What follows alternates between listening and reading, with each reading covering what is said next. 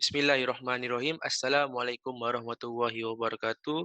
Nama saya Muhammad Anik Zaim bin Muhammad, nombor matrik MD190124, kod subjek FDM 5035 Diploma Projek, dan saya mengambil majori Video Production Design, kategori short film, dan tajuk short film saya ialah Depression.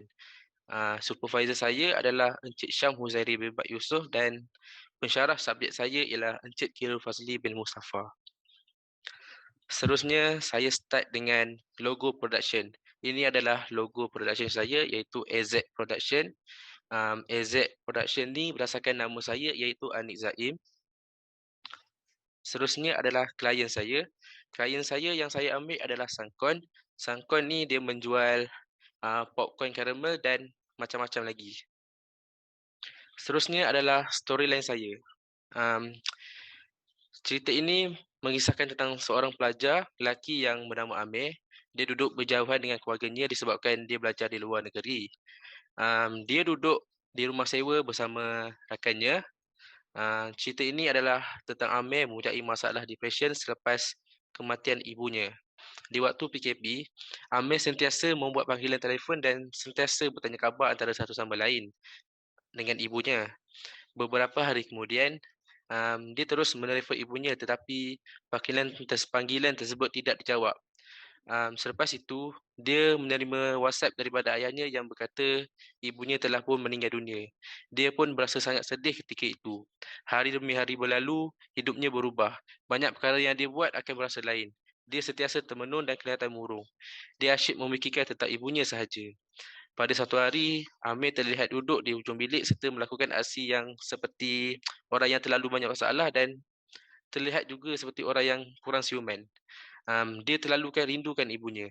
Hari demi hari, keadaannya semakin teruk. Sehingga kan pada suatu hari, dia mengambil keputusan untuk membunuh diri kerana dia berfikir dia dapat berjumpa dengan ibunya jika membunuh diri. Dia pun terus mengambil sepenuh ubat lalu berkata, "Mak, tunggu Amir datang jumpa Mak." Lalu dia pun menelan ubat tersebut. Selepas daripada itu, dia pun terus pengsan. Ah, Tetapi Tuhan masih memberikan dia peluang untuk teruskan hidup ketika itu. Keesokan harinya, dia terjaga dari pengsan sambil rakannya ada di sebelahnya.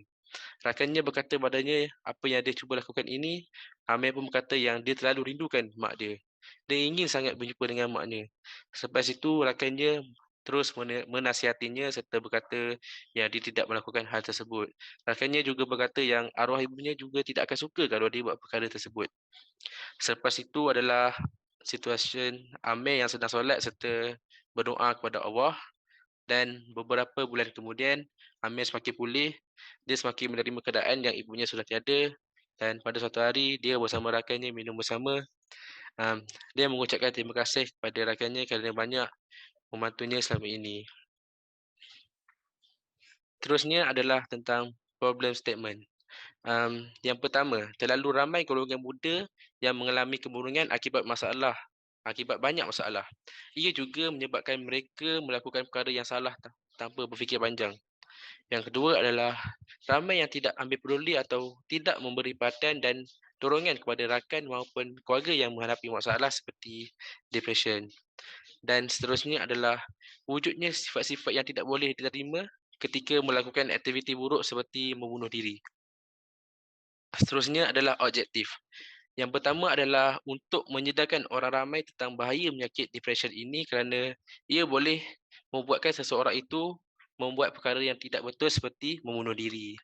Seterusnya adalah untuk menyedarkan orang ramai bahawa sokongan dan dorongan daripada seseorang itu sangatlah penting kepada sesiapa yang menghadapi masalah. Dan yang terakhir adalah walau apa pun yang berlaku, kita hendaklah sentiasa menerima keadaan dan takdir yang telah ditetapkan oleh Sang Pencipta.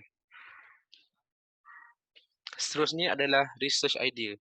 Um, Research idea yang saya buat adalah daripada short film Buat Api Hidup yang cerita ini mengisahkan tentang Cita, seorang gadis yang sangat terdesak dan telah berputus asa kerana keadaannya yang teruk.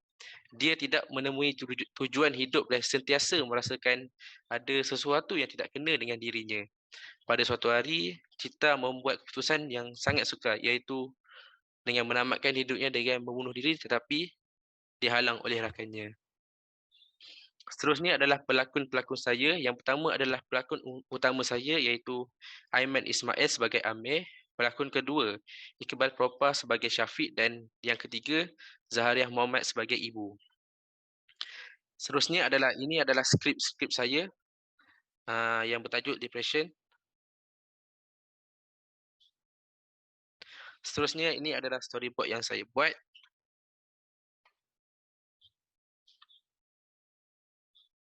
Dan seterusnya adalah mind mapping. Dalam mind mapping ini ada sinopsis, objektif, problem statement, karakter dan environment iaitu location, penggambaran. Seterusnya adalah mood board. Ini adalah mood board yang saya buat. Mood board ini berdasarkan orang yang mengalami masalah depression. Seterusnya adalah promotional item saya. Yang pertama adalah t-shirt dan yang kedua adalah tote bag. Yang ketiga adalah phone case. Yang keempat adalah beanie.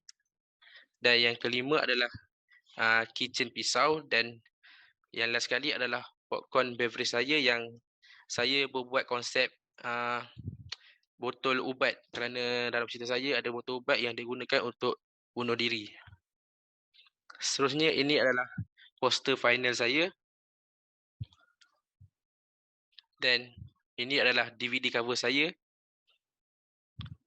Seterusnya adalah POP iaitu point of purchase berdasarkan cerita depression saya. Itu saja daripada saya. Terima kasih.